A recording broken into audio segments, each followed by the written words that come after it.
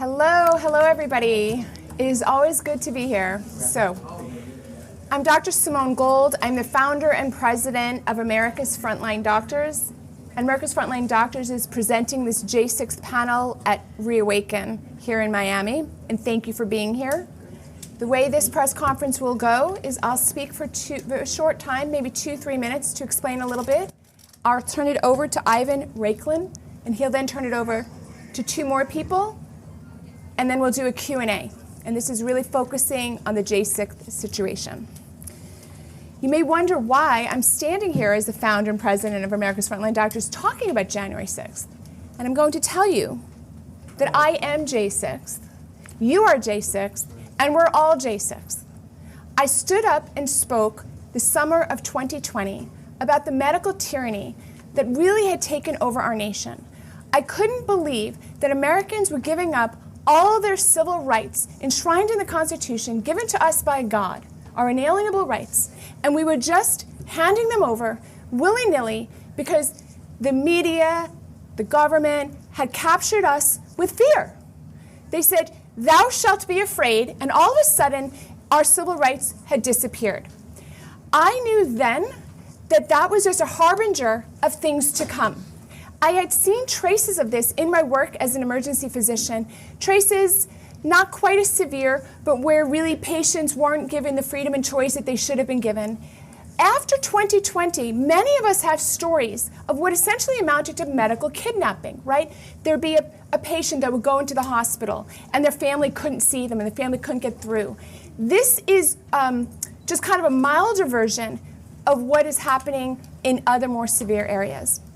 There I was, really trying to bring truth on this area of medical tyranny, and I found myself at the Capitol on January 6th as an invited guest speaker with a permit to speak what I speak of, which is medical freedom.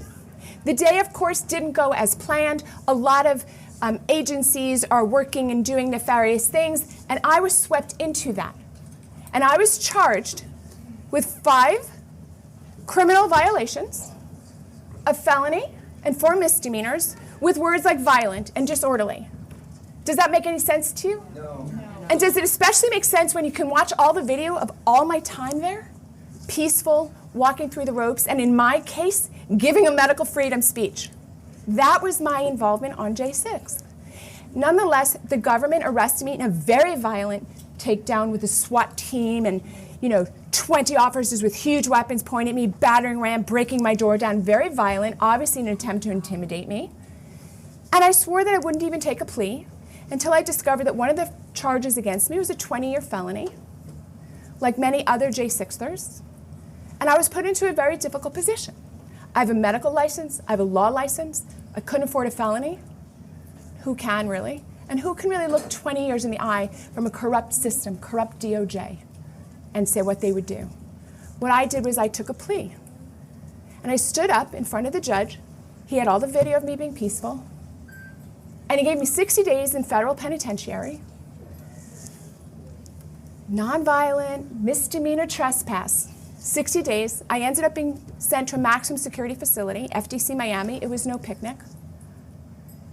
But I appreciate the experience because I will serve testimony, I will give testimony and remind people that there are people languishing in the prisons right now, as we all know, that were there, for example, pre-trial, illegal. I'm a lawyer. For those of you who don't recall, I'm a doctor and a lawyer. This was illegal to hold people pre-trial. Then they're being held, and some of them have recently been sentenced to years and years and years. You can't get a fair trial in the DC jury system. We're all entitled to a jury of our peers. We know that there is no jury of your peers in Washington, DC. There's a lot of data to prove that. So I decided that we need to talk about this. I'm bringing together for everyone to make it real that the tyranny that is being suffered, the indignity that's being suffered by prisoners that are languishing in jail over charges that are essentially trespass or political speech. This is coming to all of us if we don't take action. I want to put a face on it. I am J6. I am J6. You're next. You're next.